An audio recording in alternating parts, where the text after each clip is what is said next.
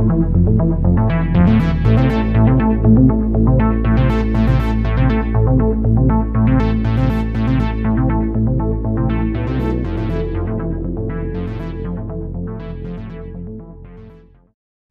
aujourd'hui je vais vous parler d'un reportage que j'ai fait au Congo en 1999. Ce reportage dont je vais vous parler m'a vraiment foutu la trouille. Vous allez voir pourquoi. Alors nous sommes en juillet 1999. Le président du Congo est Laurent Désiré Kabila. C'est un type qui est arrivé au pouvoir il y a 2 ans. Il a renversé le président à vie, Mobutu, qui était soutenu par les Français, et il décide, chose étrange, de rompre avec tous les gens qui l'ont soutenu, dont les compagnies minières, les Rwandais et les compagnies minières. Alors, comme par hasard, quelques semaines plus tard, il y a une résistance anti-Kabila qui s'organise à Goma, à une centaine de kilomètres de la frontière rwandaise.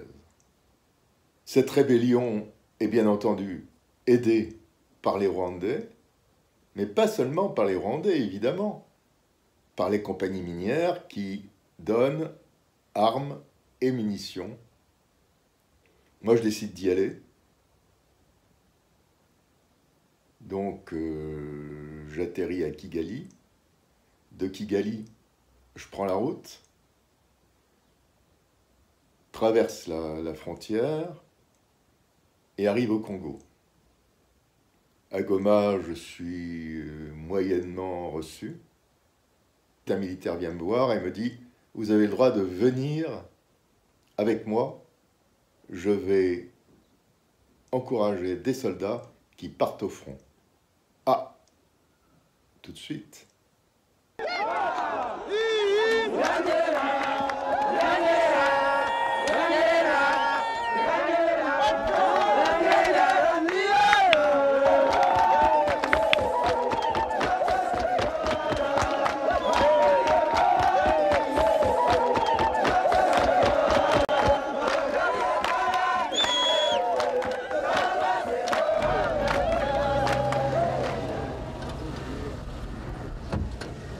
Vous comprenez tous Lingala? Il n'y a pas de problème? Qui ne comprend pas Lingala? Il faut que vous soyez correct avec les habitants des villes et des villages que vous traversez. Vous êtes là pour les libérer, pas pour les violer ou les voler. Et sur l'aérodrome de Goma, j'aperçois des Blancs. Je me renseigne, ce sont des mercenaires russes et ukrainiens.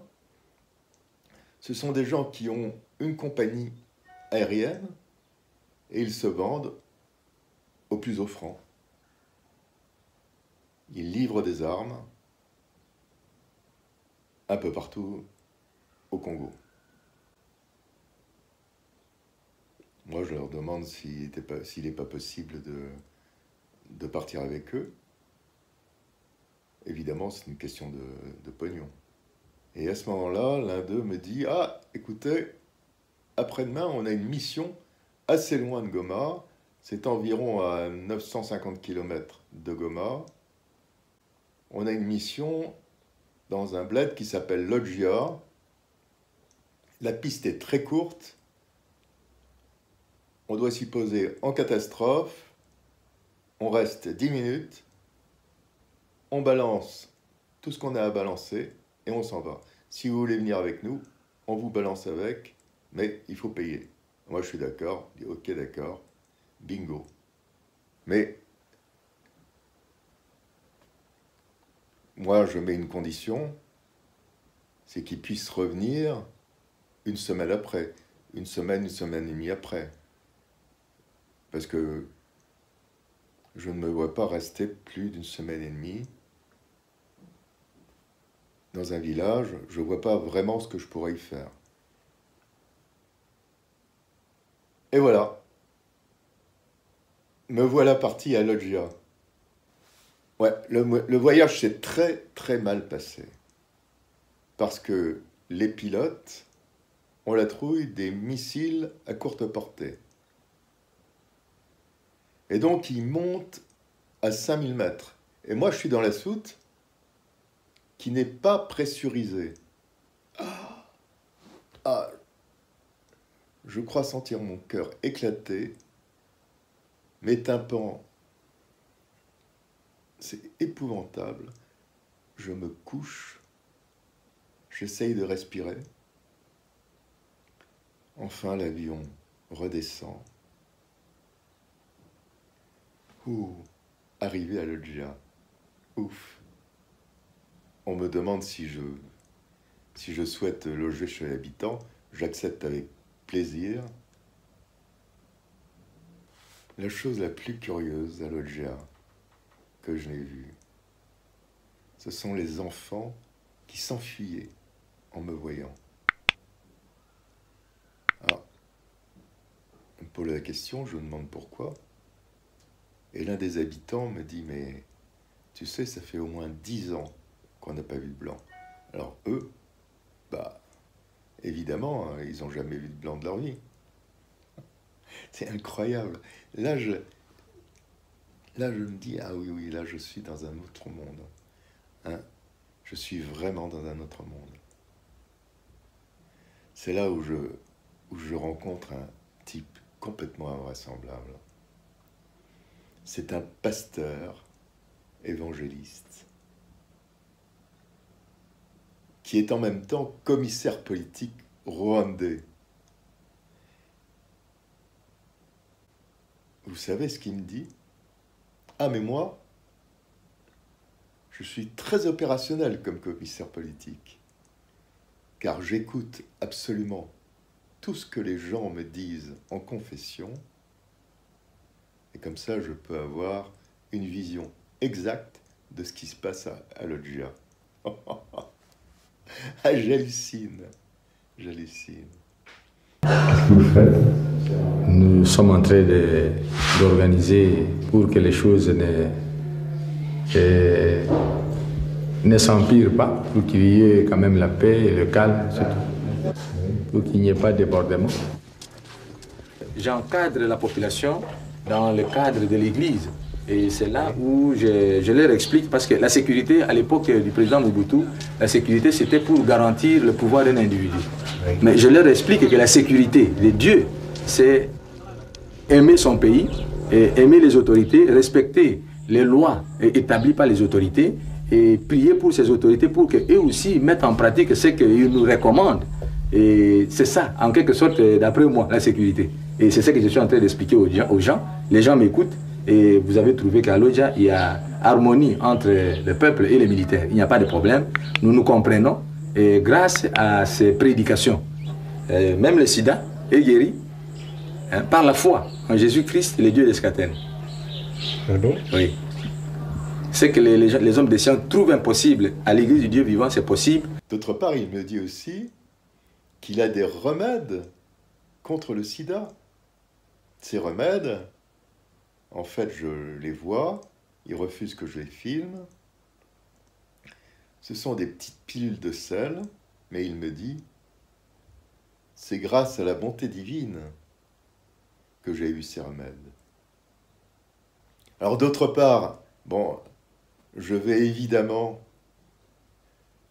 me balader dans la ville, elle est presque désertée. Et puis il y a vraiment une peur des habitants, du peu d'habitants qui est là, qui se regroupent, mais qui s'éclatent rapidement. Il y a vraiment une peur de ces habitants-là, parce qu'ils voient dans l'armée, enfin l'armée, ces gens qui ont été embrigadés par la nouvelle résistance contre Kabila, ils voient chez ces gens-là brutalité, pillage, viol. Voilà. Alors, parasitiste d'Isaïe, au Congo aussi. Pourtant, une discipline de fer est appliquée. Tout homme pris en état d'ébriété est immédiatement puni.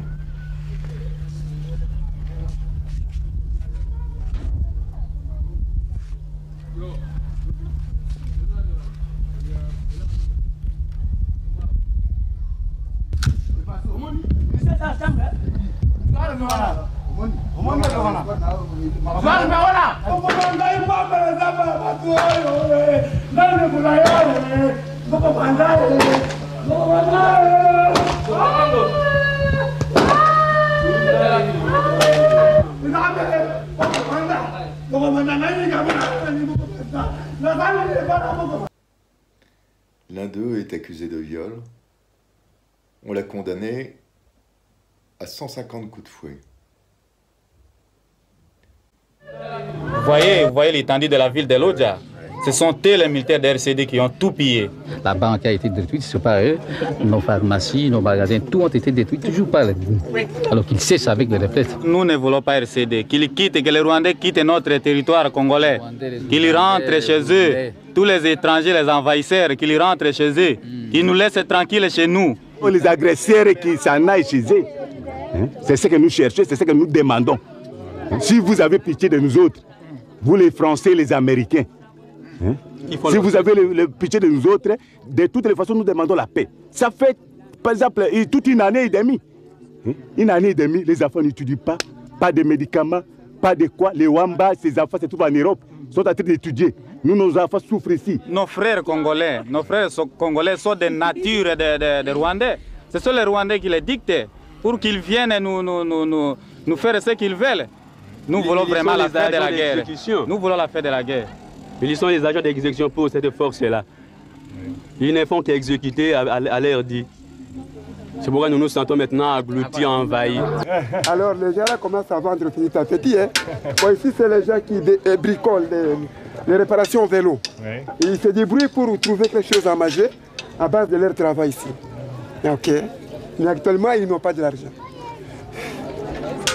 Nous ne voulons pas la guerre. Vraiment qu'il se termine. Ça fait déjà longtemps. Tant des années, il y a que la guerre, il n'y a pas la solution. Même pas. Il n'y a pas l'hôpital. L'hôpital ne fonctionne pas. Alors, ils signent. Il n'y a pas de médicaments. Il n'y a pas à manger. Alors, nous sommes en train de pas de médicaments, même vraiment les moyens de se déplacer, mais des déplacements difficiles. Nous vivons vraiment, en tout cas, ça ne va pas. Comme des bêtes. Comme des bêtes. Ça ne va pas. Ça ne va pas. La population, nous sommes en train de souffrir, de mourir, et peu partout, beaucoup de maladies. Oui. Avant, nous, on vendait des carburants ici. Bon, on prenait par exemple l'avion d'ici à Kinshasa, on achète les marchandises, on arrive ici, on va les vendre. Nous aurons donc de l'argent. Les bateaux aussi, ça fonctionnait dans de très meilleures conditions. Mais pour le moment, vraiment, ça ne va pas. Pour le moment, pas de circulation, pas de déplacement, pas de quoi, pas de... C'est ça. Nous sommes bloqués. Nous sommes bloqués. Ici, ce que nous vendons, ça n'y est pas. Au lieu de nous envoyer ici des gommes jusqu'à Lodja, ça n'y arrive pas. C'est probable, pourquoi pas? Puisque vous voyez les gens en train de souffrir. Lorsqu'on a la paix, alors on peut travailler par-ci, par-là. Vous voyez maintenant, moyen de communication, il n'y en a pas. Moyen de déplacement, il n'y en a pas. Et alors, comment est-ce que les gens peuvent vivre en paix? Nous voulons la paix, puisque si la paix est liée, on aura beaucoup à faire. Il n'y a pas du mal pour qu'on ait la paix. C'est ça que nous cherchons pour que la paix règne partout. Alors, ça fait une semaine et demie que je suis là. Je commence à me dire, bon, bah oui, il faudrait peut-être bouger un peu. Il faudrait savoir quand l'avion revient. Je vais voir le commandant de la place qui a une radio pour joindre Goma. Et celui-ci me dit, écoutez, la radio, elle ne marche plus. Elle marche très peu. Moi, il m'envoie des informations de temps à autre que j'arrive à capter, mais on est vraiment en dehors de tout ici. On n'arrive pas du tout à communiquer avec Goma, ou presque pas. Et ils ne nous ont rien dit. Alors moi, j'insiste en me disant, bon, ben, vous savez, bon là, il faudrait quand même que je m'en aille. C'est pas que je suis pas bien à Loggia. Le problème n'est pas là. Le problème, c'est que j'ai des traitements, j'ai des médicaments à prendre,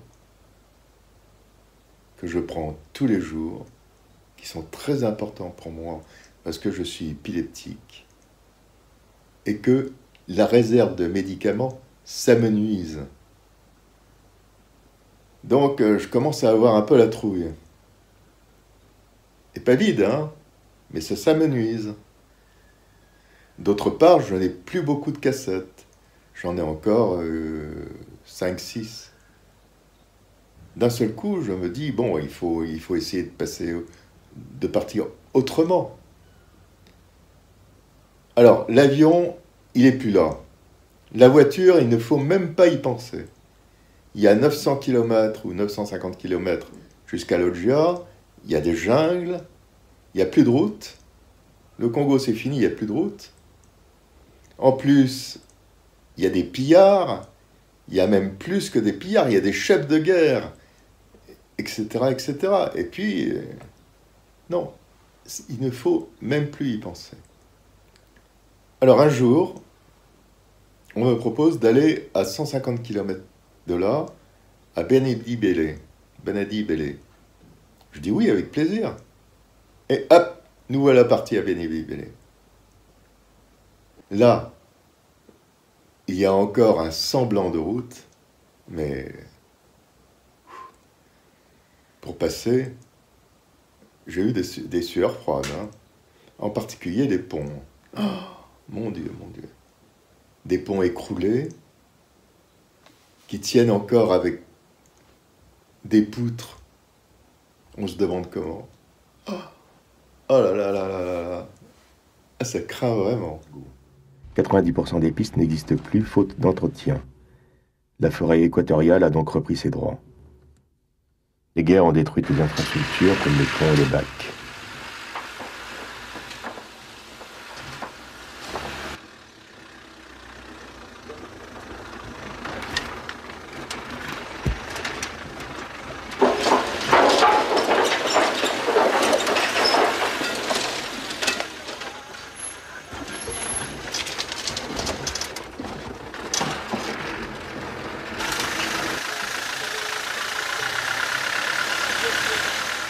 Mais bon, ça marche quand même.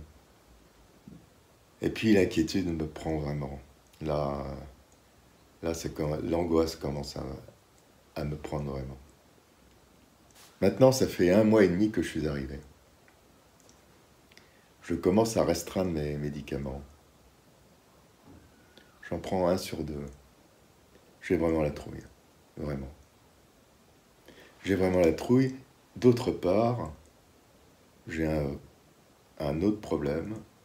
Mon fils a 10 ans. Il m'attend en France. Ça va être la rentrée des classes. Et je ne serai pas là. Ah, quelle horreur. Ah non, ça c'est pas possible. C'est pas possible. Alors je vais voir le commandant du coin. Je lui dis, écoute, maintenant, il faut absolument que tu me trouves un avion. Et il me dit, mais moi, je peux rien faire. On me répond pas, je ne peux rien faire.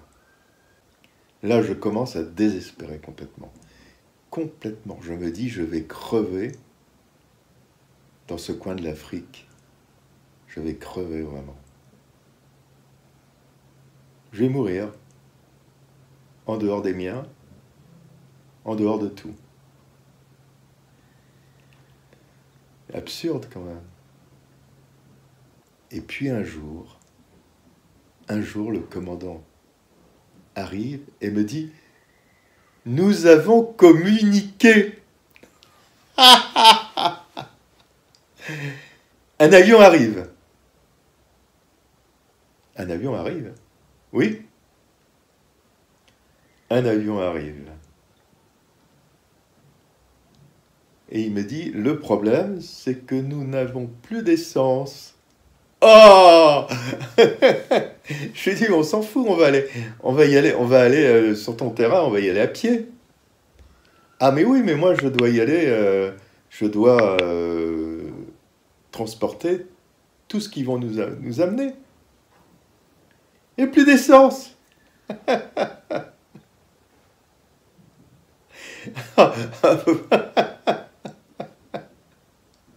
Je les vois en train de transvaser l'essence. Ah, c'était trop. C'était trop. Il y en a.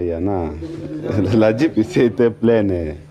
Bon, comme celle-ci manquait, et puis une petite quantité, on a pris, on a tiré pour l'utilisation. Le carburant arrive dans l'avion. Vous croyez? Ouais. On essaie de mettre une petite quantité pour nous faire parvenir à l'aéroport. Et puis... Le carburant arrive dans l'avion? Ouais, nous sommes sûrs. Nous avons communiqué. Oh.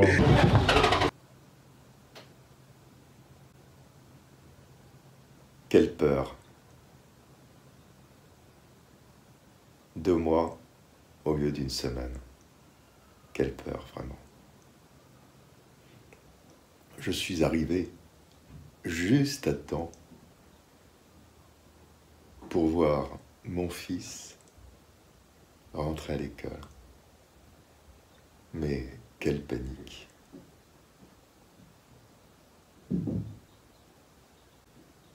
En tout cas, c'était un super reportage. Oui, c'était un super reportage, avec des gens super. Des gens extraordinaires. Naturels. Des gens extraordinaires.